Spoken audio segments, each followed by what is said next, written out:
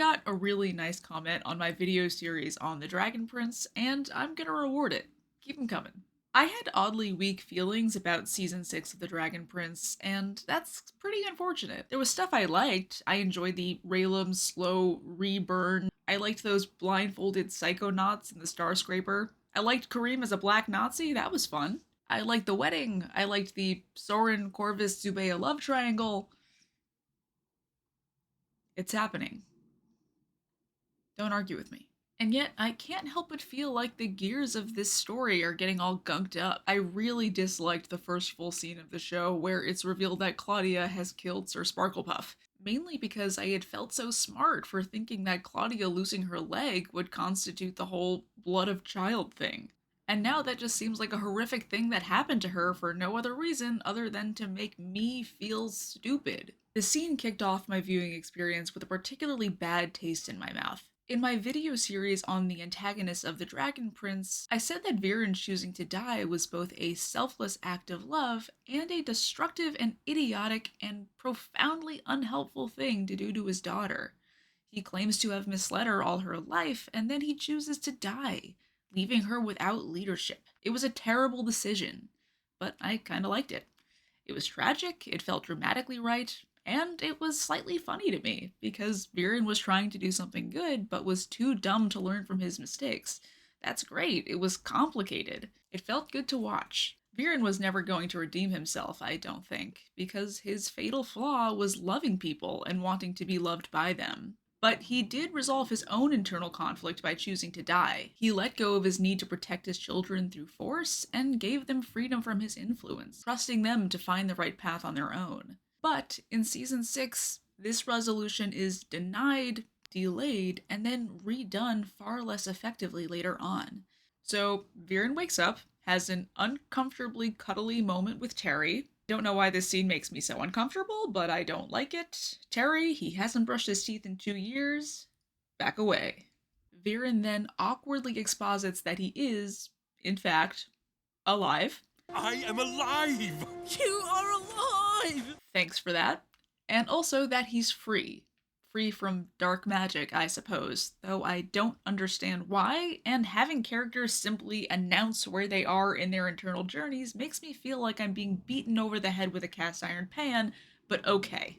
And then it's revealed that Claudia has killed Sir Sparklepuff and done the blood ritual to bind Viren back to life. And this means that Viren isn't as free as he wants to be. This is for 2 reasons. One, he was counting on the fact that Aaravos had lied to him about needing the blood of his child to bind him back to life. It sure would make it easy to put all the moral blame for his actions onto Aaravos, wouldn't it? Which is a criticism I actually made in my Aaravos video, you should watch it. It would be great if Viren could simply say, Aaravos was a liar, and move on. But Aaravos wasn't lying. He made a fair bargain with Claudia, and he held up his end. But Aaravos helped us.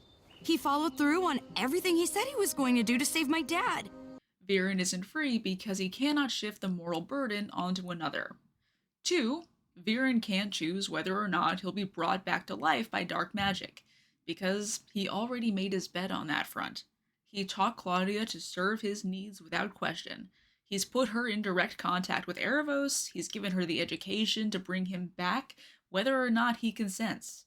He was free. Now he's chained to the consequences of his actions. So Viren's all happy, and then he gets slapped in the face with the reality of the situation. He laments that he has led Claudia down a dark path, and claims that he should set a new example for her. And then he fucking abandons her as he screams and cries. No! No! It's just so... God damn it, Viren. This is just a worse version of abandoning her by choosing to die. Like, at least dying has this sense of self-sacrifice to it, and she can interpret it however she wants after you're dead. In this instance, he's just like, I'm gonna go have this child hold me accountable for my actions because I don't know how to do it on my own. So I'm gonna go. You can't stop me because you can't walk. Because you just lost a leg trying to keep me alive, but I'm gonna leave. Good luck with that. Bye. And she's like, Dad, you're triggering my abandonment issues. And he's like, bye, pumpkin. Bye, pumpkin. Bye, pumpkin. Bitch, you look like a fucking man and you need that facelift. Oh, you want a family? Oh, you want a compassionate father figure? Is that what you want? Because let me tell you, you're never gonna get it. Viren, fuck you, dude. So, Viren did not redeem himself to me personally. I don't understand the epiphany that Viren has had. I don't understand what he thinks he's learned. This is truly horrible. He's once again convinced himself he's doing the right thing while hurting his kid, and completely outsourcing his responsibility for atoning for his crimes to Ezrin, a kid. He winds up sitting around in a dungeon waiting for someone to come up to him to tell him how to redeem himself. Which brings us to the long awaited reunion between Viren and Soren. I mean, I was waiting for it for a long ass time. I liked watching Soren deal with Viren. He felt both in character and appropriately out of character in a really good way. On the one hand, bringing him his meals makes him seem very nurturing and loving, which, yeah, you would expect someone like Soren to act like that. And on the other, there's a fantastic moment where Soren blows up at Viren. Jesse Inokala does a fantastic job bridging together the confusion and the anguish and the anger, and the quick shot of Soren turning and grabbing the bars was fantastically animated. The sequence where Viren is writing Soren a letter just felt very bizarre to me. Viren recalls a moment where he told Harrow, If it's love, then nothing else matters. and this is what sent Viren into his downward spiral. So we get the backstory that readers of the novels were already aware of. Soren was a sick child, and Viren was willing to kill for him, and he kind of does. Viren gathers all of the ingredients to save Soren's life, and the last thing he needs comes from Soren's mother, and she's like, no. Huh? He has everything there. All she has to do is cry into a vial, and then her toddler son gets to live. And she's like, ew, you're wrinkly. Get away from me. Speechless. I don't even know. He recounts doing essentially domestic violence against her. And that's bad. Not as bad as letting your baby son die. Like, you can't make me viscerally identify with Soren's mother here because, like, she's objectively in the wrong, right? Imagine if she was a Christian Scientist refusing to give her child a blood transfusion. That's where my mind goes. I'm thinking, this weird spiritual belief that I don't even agree with is gonna prevent you from doing your first and most fundamental job as a parent, which is to keep your children alive? The show is trying to spell out the immorality of Viren's actions, but I'm somehow left with a conclusion that everyone but Viren is an obstinate asshole, and Viren genuinely has to drag them kicking and screaming to the correct way of doing things. Before this moment, I was sufficiently convinced that Viren was a villain with some redemptive qualities, but this story is the thing that's making me rethink that, which is insane because, as we just spoke about, it comes off the heels of the scene where I've basically just been convinced that he's an asshole, abandoning his daughter. So I hate him, and he's the only one capable of doing the right thing. What is happening? What? How have you done this? What is this? What are you doing? Help me. My brain is bleeding. And then he writes that while he was able to save his son, the cost of this act was devastating. And it's implied that the cost was his wife leaving the family. What the fuck? The cost of his child getting to live into adulthood is that the parent who was unwilling to give her tears to save said child fucking abandons her kids. Honestly, Viren, you made out like a bandit. You won. Claudia, I'm sorry it was traumatic for you. Soren, I'm sorry your dad is a blue-balled loser. But yeah, parents should stop their children from dying. Hot take. I've been talking about this for too long. That all said, I kind of liked how Viren actually died. I wish he died in the season 5 finale. That would have been better to me, but whatever. It was dramatic, it was well animated, well acted. Jason Simpson has made the best out of some pretty rough dialogue in this season, and I think this scene gave him a chance to shine. I am servant. I am a servant. His death scene, where he presumably redeems himself in the eyes of the writers, is an allusion both to the death of Ziard and also to Viren's own violence in order to save his son's life. So, 1. He dies in the exact same way that Ziard does, a dark mage doing dark magic for an altruistic, self sacrificing reason. And 2. He dies suffering in the place of his son, which he also did all those years ago, which began his dark magic journey. And yet, this is a redemptive act. It's something that Soren tells him to do, after all. It's weird. I just saw the ending of the Umbrella Academy. Spoilers for the Umbrella Academy. If you don't want to be spoiled on literally the very last thing that happens in that show, skip ahead to a time code that I'll manifest.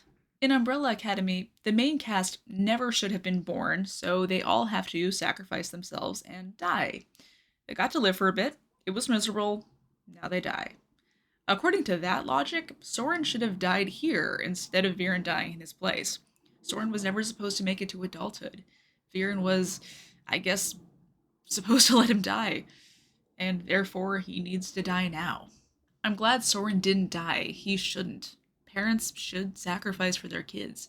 But I gotta ask again, what has Viren learned? How is he meaningfully different than how he was in the very beginning of the story? Dark magic has always been symbolically tied to self sacrifice. It harms the body of the user. Viren tries to offer to die in Harrow's place. On a subtextual level, this doesn't feel meaningfully different from his other uses of dark magic. So, with Viren out of the way, Aaravos is officially the main antagonist of the show. Kareem may or may not be dead, but his army seems to have been handily taken out of commission, and Claudia's goals seem to have been subsumed by Aaravos's. So, let's check in on Aaravos. The most immediate of his goals has been accomplished. He's out of prison. What remains to be determined is how the heroes will react to his freedom, and what he intends to do with it. Mystery of Aaravos has been preoccupied with the question of whether Aaravos should be murdered before he can break out of prison. Ooh, how about this? We form a Fellowship of the Pearl. Take a long journey across the world together and throw it into a volcano. Come here. Come here. Come on. Closer. Stop referencing other stories. Stop. Just stop it. Just stop doing it. Stop doing it. It fucks with the tone of the scene. It reminds me I'm watching a high fantasy show for children, and they're not funny. Why is episode 7 called The Red Wedding? Are you fucking... Whatever. So, Aaravos poses a challenge to the main characters. How should they respond now that he's out? Well, hopefully before they can do anything else, they learn a bit about Aaravos' goals. Because I gotta say, I might be rooting for Aaravos. The protection of children is a big part of this season, as we've discussed. It ties together the motifs of childhood and fear that we've spoken of throughout the show and this series. I've gone on and on about how Viren's recollection of holding down his wife and forcefully collecting her tears is undercut by the fact that she is refusing to save her son's life. I can understand the visceral aversion to dark magic, but the idea that it is so horrible that you aren't willing to do a simple act to save your child's life is just very alien to me. As for Aaravos, now that I know his full story, I don't know how I'm not supposed to just be supporting him.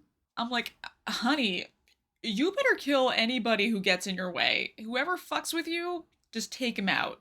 His daughter was murdered for doing the same shit I defended Aaravos for in my video on him. Like, I think I'm just fully on his side now. Let's dive into the scene where this little girl, Leola, is on trial for helping humans not die. So, first of all, her father wasn't even told where she was. She was essentially kidnapped while playing with another kid, and she was swooped up without her parent being told. Aaravos chases them down in time to speak for her, but is told that she isn't innocent because she stands accused. Stop right there. Maybe I'm just red, white, and blue pilled, but why does being accused of something make her not innocent? The fact that one witness saw her commit a crime is sufficient for getting a child executed on site is just wild to me. This feels like the cosmic order is being enforced by the mafia or something. It feels so deeply. It's like reading The Trial by Kafka. If you've read that book and you know how it ends, like, that's how deeply broken this feels to me. Also, you want to hear a fun thing I learned on the wiki? So, Aaravos' prison is nestled inside this little cavernous part of the sea, surrounded by a skeleton. That skeleton is the remains of Leola. Yeah, they imprisoned Aaravos in the bodily remains of his dead child. Am I in hell? This is so poetically cruel. It's really more accurately described as perverse. So here's the effect that this cumulatively has on me. When Terry says this, The story we just heard, maybe it started as a story of love. But along the way, it got twisted. He isn't doing anything for love. He's doing it for revenge.